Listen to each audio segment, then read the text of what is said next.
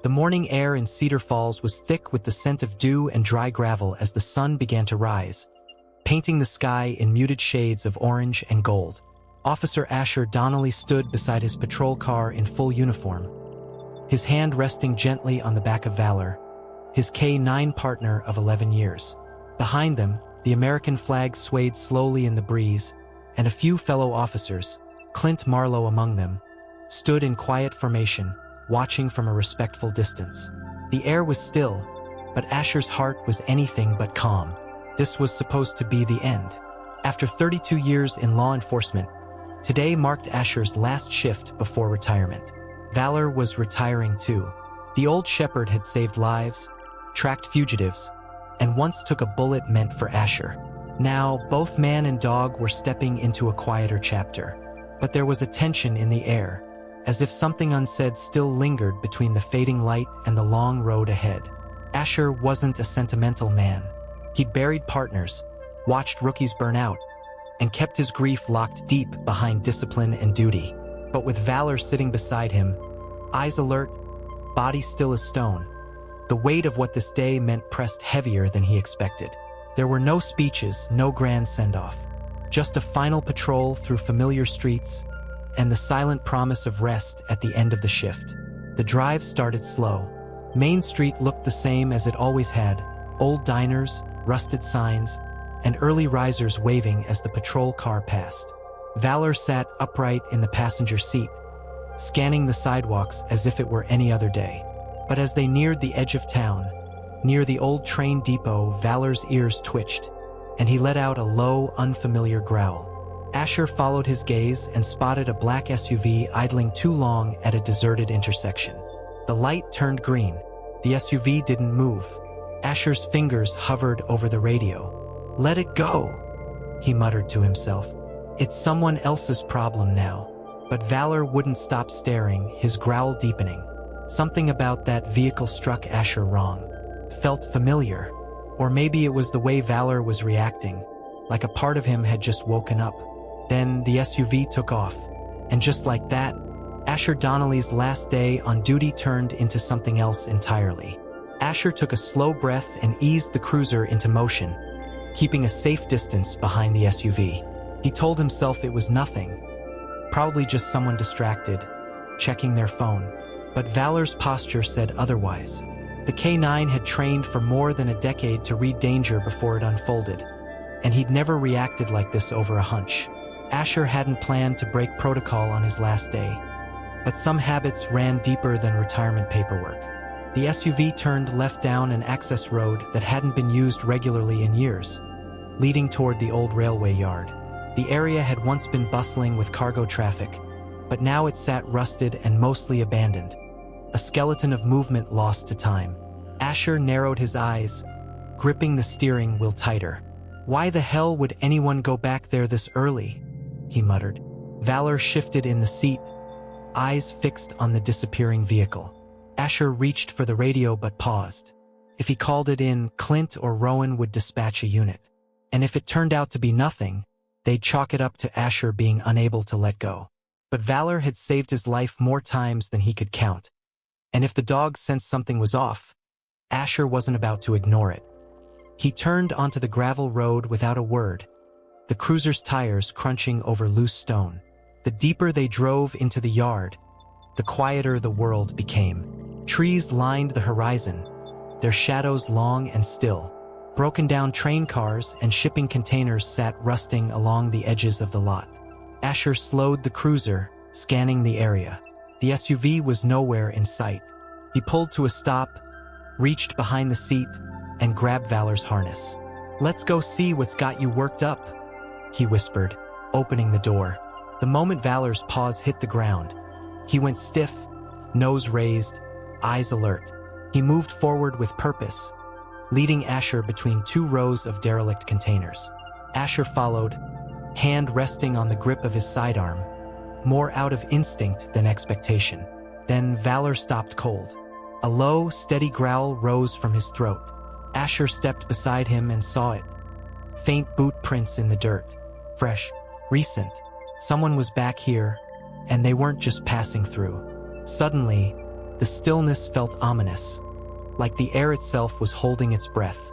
Something about this didn't feel random, felt personal, and Asher's instincts told him this wasn't over. It was just beginning. The boot prints led toward the rear end of the yard, where shadows from the broken freight containers stretched long and jagged across the dirt. Asher moved carefully, hand resting on his holstered weapon, eyes scanning for movement. Valor stayed close but silent, ears twitching, nose to the ground. Every few feet, he paused to sniff the air, tense, calculated, like he was hunting more than just a scent. There was no sound except the crunch of gravel and the low whistle of wind slipping through rusted metal. Asher crouched near the tracks, studying the prints. They were wide-set, heavy, someone tall and wearing tactical boots. Not kids, not drifters, someone who knew how to move quietly and off-grid. The direction pointed straight toward the abandoned switching station, a two-story brick building that had been boarded up years ago. Asher hadn't set foot inside since a joint task force raided it a decade earlier during a weapons smuggling case. A case that had never quite sat right with him. He remembered that day clearly, especially the part that didn't make it into the report. Back then, a confidential informant had tipped them off about a group meeting at the station. When they arrived, most of the place had been cleared out too clean. No arrests, just a few crates and a trail that led nowhere. The only thing they'd recovered was a single set of prints, and a jacket with a name stitched inside, Mallory. Asher hadn't spoken that name aloud in years. Everett Mallory had been a suspect in multiple investigations but always vanished before they could close in. Smart, calculating, and connected to something bigger. And now, boot prints in the dirt behind a forgotten station whispered that Everett might be back. He reached for his phone, fingers hesitating above the screen. Calling it in would bring others. Maybe it was time for that. Maybe not. He glanced at Valor, who stood stiff, staring at the station entrance. His tail was still, his breathing shallow. Asher had seen that stance before, right before a takedown. "All right," he whispered. "Let's move slow." They reached the doorway. The boards over the door had been ripped off recently, nails scattered across the concrete like broken teeth. Something or someone was inside. Asher stepped forward, heart pounding harder than it had in years, the way it used to before everything became routine. This wasn't routine anymore. Inside that dark building, buried under dust and silence, waited a truth Asher thought he'd never have to face again. The air inside the old switching station was colder than expected, damp with the smell of mold and rust. Asher stepped in slowly, his boots echoing softly against the cracked concrete floor. Sunlight filtered through broken slats in the boarded windows, casting long, uneven beams across the dust-covered room. Valor moved ahead cautiously, each step deliberate. His tail remained low, his ears flicking with every creak and shift of the structure around them. He wasn't on edge, he was focused. The first floor was mostly empty. Old filing cabinets, broken chairs, a collapsed desk. But something was off. Asher noticed recent footprints in the dust, overlapping with older ones, some booted, others lighter, maybe a woman's. On the far wall, someone had pried open a rusted fuse box and rerouted wires into a crude battery setup, now abandoned. Someone was squatting here, Asher muttered under his breath. But it wasn't just a shelter. It was a hideout, temporary, intentional. They moved to the back staircase, where the air grew heavier. At the top, the door to the second floor hung slightly ajar, the wood swollen from moisture. Asher gently pushed it open. Inside was a single room, stripped of everything but a metal folding chair and a stack of weathered folders sitting atop a plastic crate. Taped to the wall were a few photographs, some torn at the edges, others circled with red ink. Asher's eyes locked on one image in particular, a photo of himself younger standing next to Dean Harkness. A chill ran down his spine. The photo had been taken during an undercover operation over 15 years ago. No one should have had it. And yet here it was, pinned to a wall like a piece in a puzzle only one person was building. He reached out and pulled the photo from the wall. Behind it, a handwritten note was taped directly to the plaster. "You were never supposed to find this. It wasn't signed. Valor growled softly. Asher turned. A faint sound echoed from below. The sharp clink of something metallic hitting the floor. He pulled his weapon instinctively and motioned for Valor to stay close. Every muscle in his body tensed. This wasn't just a coincidence anymore. Whoever had been here knew him, knew his past, and they were leaving breadcrumbs. As he backed toward the stairs, a thought crept into his mind. A name he hadn't spoken in over a decade. Everett Mallory. The game wasn't over. It had just begun again. Back in his cruiser, Asher stared blankly through the windshield, the folder from the station resting on the passenger seat beside Valor. His hands gripped the steering wheel, but he hadn't started the engine. The photo, the note, the wires. It all pointed to one undeniable fact. Someone had been watching him, tracking him, and they'd waited until his final day to resurface. That wasn't coincidence. That was message. He finally exhaled, then grabbed his phone and dialed a number he hadn't used in years. Dean Harkness.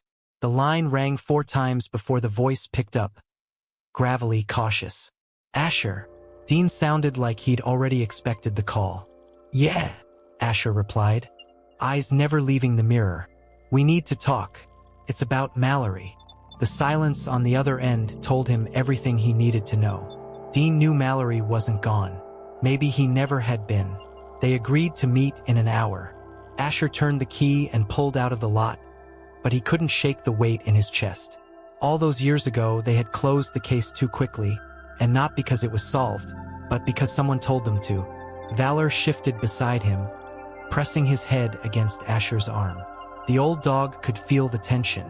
Asher reached over and ran his fingers through Valor's fur. We're not done yet, boy.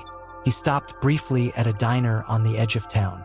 Familiar faces greeted him, but Asher kept his head low, ordered coffee to go, and waited at the window. That's when he spotted someone watching from across the parking lot. A woman, mid-40s, denim jacket, sunglasses. She wasn't part of the morning crowd. She wasn't drinking coffee. She was waiting, and when Asher turned to look at her fully, she slipped into a black sedan and drove off without a word. He stepped outside, scanning the road. Her plates were out-of-state Delaware. Another breadcrumb, or just paranoia? Either way, someone else was involved. And it wasn't just Mallory anymore. The circle was wider. Asher made a mental note. Find out who she was. No more blind spots. As he pulled away from the diner, a memory surfaced. A moment from years ago. Mallory in cuffs, eyes wild, whispering to Asher during the arrest. You're not seeing the whole picture. You never did. Back then, he dismissed it as manipulation. Now he wasn't so sure, because whatever this was, it wasn't over old crimes. It was personal now. Dean Harkness arrived 10 minutes late, parking his beat-up Ford 2 blocks away from the park where they agreed to meet. He walked slower than Asher remembered, older, stiffer, but his eyes were sharp, constantly scanning the area. They sat on a bench under a dying oak tree, Valor lying quietly at Asher's feet. Dean didn't speak right away. He just stared at the ground, like the weight of what they were about to discuss needed a moment of silence. You found the station, Dean finally said, almost as a confession. Asher didn't answer. He didn't need to. The photo, the note, the setup, it was all coming from the same past they tried to forget. I think he's back, Asher said. Dean nodded slowly. He never really left, Ash. We just stopped looking. That sentence hit like a brick. For a moment, neither of them spoke. The years of silence between them now seemed less like distance and more like guilt. Asher pulled the photo from his jacket pocket. Why was this never in evidence? Why would someone have this on a wall in an abandoned building with my name circled in red? Dean took the photo with shaking hands, stared at it, and then laughed bitterly. Because we weren't meant to solve that case. Orders came down fast. Shut it, bury it, and move on. You think we missed something, but the truth is we were told to miss it. The admission felt like betrayal. All those nights Asher lost sleep, thinking maybe they had let a criminal slip away through incompetence. Turns out they were never supposed to catch him at all. Who gave the order? Asher asked. Dean looked away. Everett Mallory wasn't working alone. There were names tied to federal channels. I never saw the full list, but one of them used to visit a woman named Miriam Lockhart. Asher froze. Miriam Lockhart had been the wife of his former lieutenant, the man who died under unclear circumstances during the original Mallory operation. She's still in Cedar Falls, Dean continued, keeps to herself.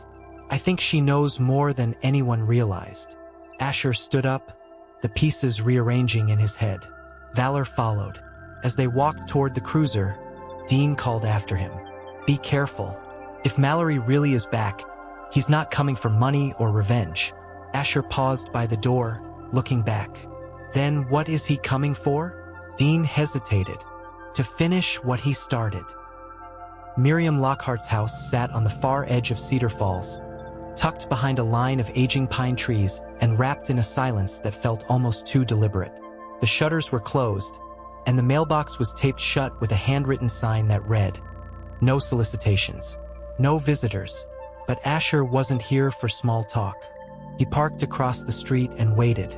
Valor sat alert in the back seat, staring at the house with the same quiet focus he had at the rail yard. Asher approached the door and knocked twice. No answer. He waited, then knocked again, louder. After a long pause, he heard footsteps from within. The door creaked open only a few inches. Behind it, a woman in her 70s with silver hair and tired eyes peered through the gap. "You're him," she said. Not a question, a statement. Asher nodded. "Asher Donnelly. I used to work with your husband." Miriam exhaled slowly, then stepped back and opened the door wider. The living room smelled of old paper and wood polish. Framed photos lined the fireplace. Wedding portraits, faded military awards, a much younger Miriam smiling beside a man in uniform. "You didn't come all this way for tea," she said, gesturing toward the couch. Asher sat down, but he didn't relax. "I need to ask you about Everett Mallory, and what really happened the night your husband died."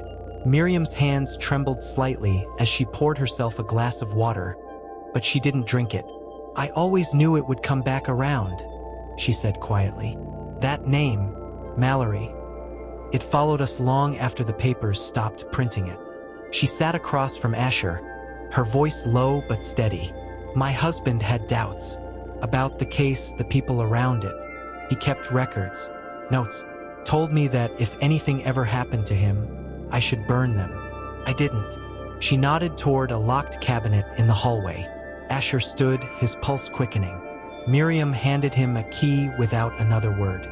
Inside the cabinet were 3 weathered journals, each filled with dates, names, and diagrams of connections that stretched far beyond local corruption.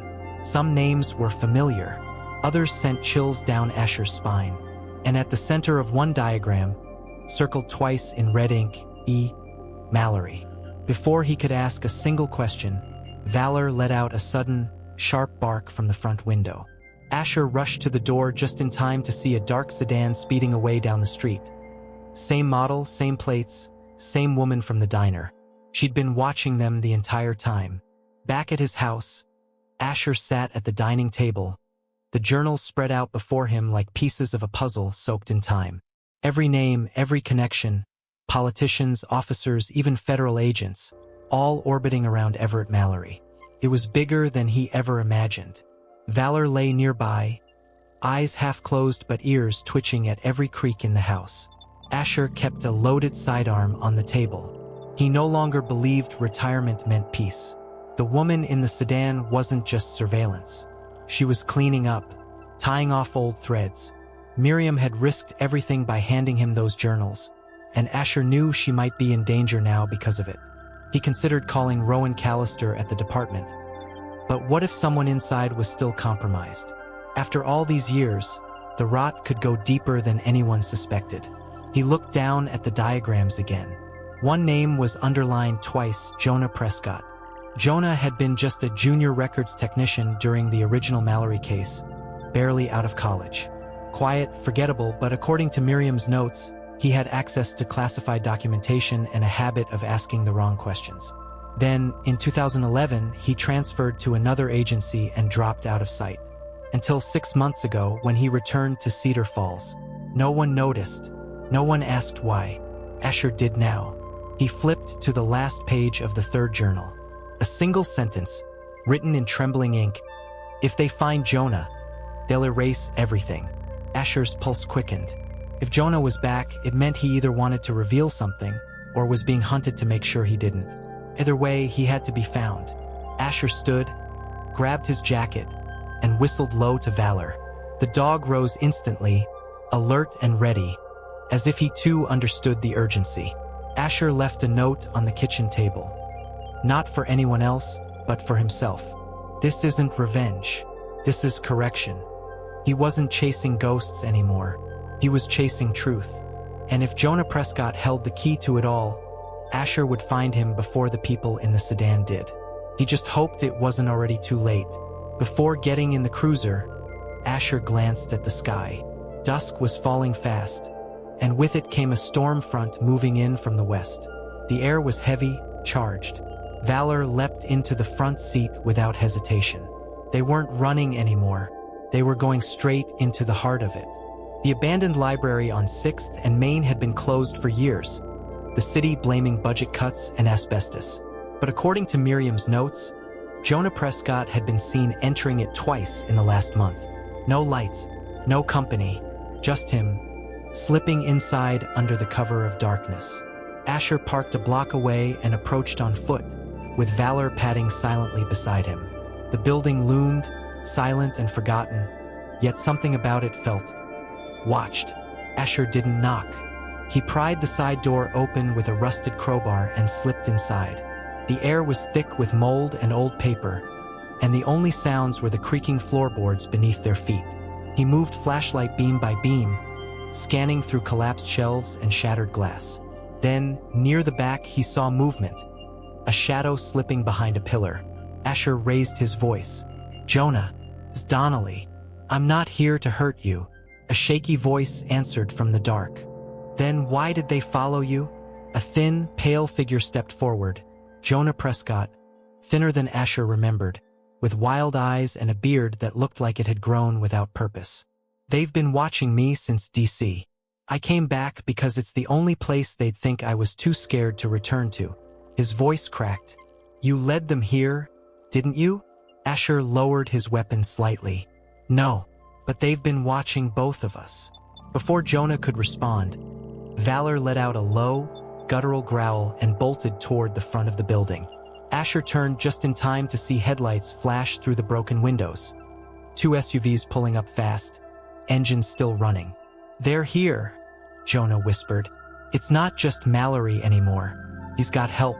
Real help." Asher grabbed Jonah by the arm. "We need to move. Now." They ran through the lower level, Valor leading the way through a maintenance hallway. Behind them, heavy boots slammed against the concrete. Whoever had come wasn't subtle. They weren't planning to talk. Shots rang out, hitting a metal beam inches from Jonah's shoulder. Valor barked sharply, drawing fire away from them. Asher's instincts kicked in. He shoved Jonah into a stairwell and covered the exit. One of the men stepped into view, tactical gear, mask, laser sight trained on the doorway. Asher didn't hesitate. 2 quick shots. The man dropped, but they weren't alone. Asher could hear more movement above. This wasn't just about Jonah anymore. This was about finishing what someone started over a decade ago. Gunfire echoed through the crumbling walls of the library as Asher and Jonah took cover behind a row of old steel shelves. Dust rained from the ceiling with every impact. Valor stayed low, pressed beside Asher, eyes sharp, body tense. Outside, the SUVs idled like waiting wolves, their drivers unseen but undoubtedly armed. Jonah's voice trembled. "They're not here to arrest me. They're here to erase me." Asher nodded grimly. "Then we don't let them." He reached for the emergency comm still clipped to his shoulder. Unit 19 requesting immediate backup at the old Cedar Falls library. Shots fired.